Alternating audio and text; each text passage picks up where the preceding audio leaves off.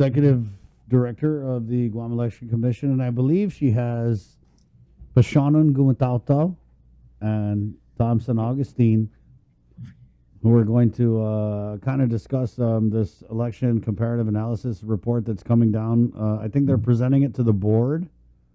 Miss Maria, good morning. Good morning, Tom. Good morning. Yes, so the election comparative analysis report is the report we call that is mandated actually. It needs to be turned in to both the legislature and the governor by June 30th. So the Guam Election Commission is meeting on May 20th. We will give them a draft and they will take a look at it, and by their June meeting, they will take, we will get amendments or changes or corrections from them so that by their June meeting, they should be able to approve it. And we send it to the legislature and the governor on June 30th. Well, So what happens when they get it though? You know, part of it should include recommendations on updating the code. And so we've submitted recommendations with the ECAR, Election Comparative Analysis Report. So what they would do is, in the past, our oversight chair, Senator San Augustine, had turned it into a bill. So we saw that if it's the election code is made up of 21 chapters. So updating 21 chapters, that's a lot in different sections. So we will compartmentalize the updates, and hopefully we can prioritize and say, okay, if you can deal with this first and then deal with this, put it in sequence as to what we think is important or most immediate. So what does the report look like? What are the numbers saying? Well, we don't have final numbers. We're still in the process. We do have included in the report are the demographics, how many came out to vote. We all know that the voter turnout was really low, but we also know that when we had early voting with no excuse, it was record turnout. We've never in regular elections we would have maybe 1,000 people voting early. Mm-hmm. For the general election, we had 13,000 people voting early. Wow. Yes.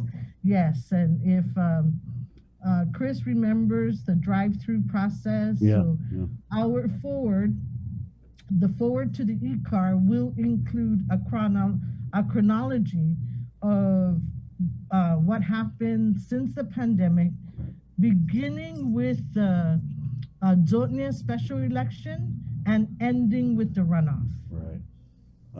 Let's get all that would be in the report. Miss Maria is, if you can see, she's joined there with Thompson Augustine, who I believe is a program coordinator 8 with the Guam Election Commission. Tom, I mean, even with all these ways that we got the vote out to the people and we're able to really pivot so quickly, and I got to commend you guys, pivot so quickly to be able to provide that accessibility for this election, even with all the things we did. How do we compare to the last normal election? Well, actually, because of the pandemic, the voter participation actually went down. But that's a good thing that you can actually look up in the comparative analysis, because it's actually a comparison of multiple elections. So you can actually see voter participations from different years, from I believe up to the 70s. So you can actually see the trend of voter participations in the report. Right, and so were we trending upwards before the pandemic hit, Miss Maria? No, we were still trending down. But I think we need to qualify that with that our voter registration increased by a whole bunch. because of motor voter registration.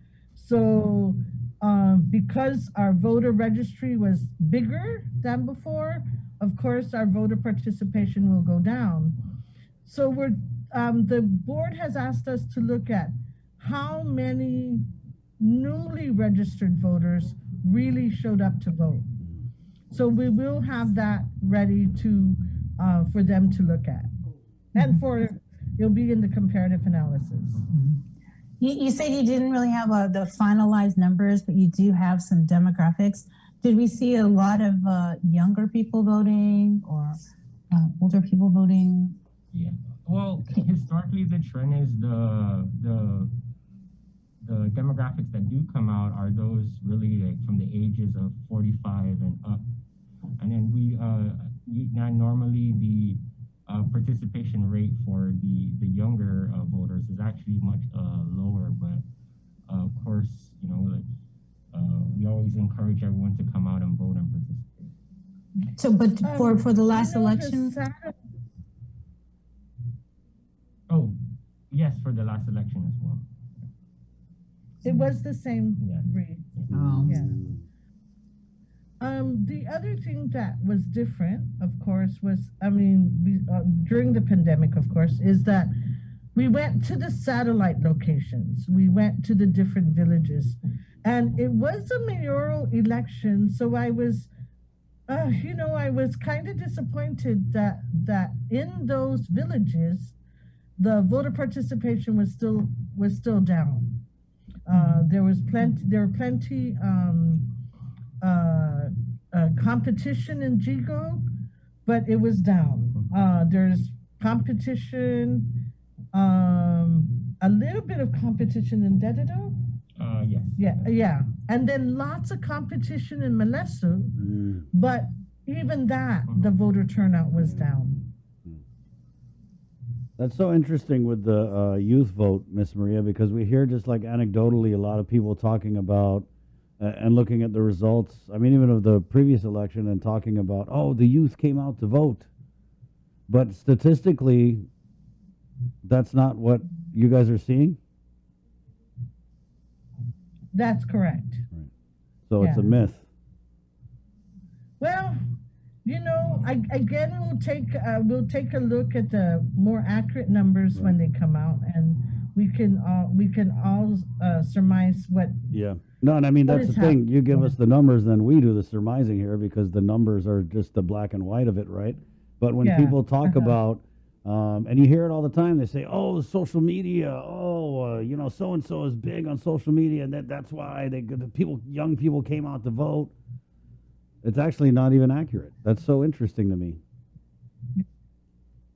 Yeah. So one of my bigger disappointments for the 2020 election is that the junior ROTC program, in 2018, they were really great. They came out, they helped us in Tamuning, they helped us in Barragata. They helped us. And so we were thinking that if they continued to come out, they would be our voters for tomorrow. And so getting them involved at that level and getting them more involved would help us, will help get the youth to come out to vote. Well, Chris, another thing you want to look at with the demographics, it's not necessarily that they're not coming out to vote. It's whoever's registered, and of course, the majority of the people who vote are range from a certain age and up. So it's really looking at how many of them are registered, how many in our registry are actually from 18 to 25, right. And then how many are registered. Yeah, so they actually are coming out to vote, but the question was who has the greater participation? It's obviously the older generations from like 45 and up. Right, but then you guys are saying that a lot of people registered to vote, but a lot of people didn't vote. Oh, this last election, correct. And so what the board has requested from you, Ms. Maria, is they want to know how many new registrations actually went out to vote in the last election. That's correct. We actually For our for Kin Paris, we actually prepared a report for them at his request for 2018. And so, sorry, I don't remember what the report said, but we can get back to you with that. And we will have that in the 2020 comparative analysis. Right. Miss Maria, maybe we can just round robin on other issues now. But last time we had you on, you were kind of putting the call out about the financial disclosure statements. Thank you. So the deadline was April 22nd. And people who had to file the full financial disclosure, the directors and the elected officials, everybody turned in a full financial disclosure or requested for an extension. So the extension is up until October 19th. As far as the boards and commissions, it's a dynamic list. Board members and commissioners, their terms expire at different times.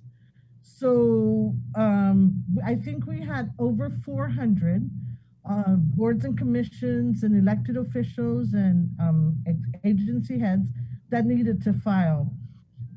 We are still receiving them. This year is the first time we forward it to the Guam Ethics Commission. We just, Guam Election Commission is simply the repository. Guam Ethics Commission has the supervisory responsibility for the FDS. So who do you send it to if they don't have an office? We electronically send it to them. Yes. You said it was dynamic with the boards and commissions. So did a majority of them also comply or not comply? What did you mean by that? Okay, so we had over 400 and maybe 130 of them were full FDS. So that would leave 280 some. So maybe half of them complied. We are still receiving them. We have coordination between the governor's office and the legislature and ethics commission to make sure that we keep our list updated. As the legislature goes into session, they have a list of appointments that are being confirmed. We keep up with that, and Chris and Bree, people say, hey, you're not busy anymore. We are busy. We try to work on that, our comparative analysis report, and we've started training volunteer voter registrars. So they're out there already. Our next training is May 19th on Wednesday at 5:30. On Thursday, May 20th at 1:30. If anyone's interested in getting trained as a volunteer voter registrar, get on our website, call us, email us. We'll send you an application form, and the training is on a first come, first basis. We can accommodate only up to 14. Give us a call and we'll slot you in so that you can help us. If you remember, we purged 8,961 voters from the last election. So all right, Maria. We need to get them back on the rolls. Right. Thank you, Bree. Thanks, Tom. I thought we were going to see Maria, Pisano. just send me the email of the list. Yeah. Pisano. There's Pisano. He came All right, there you go. All right, there you go.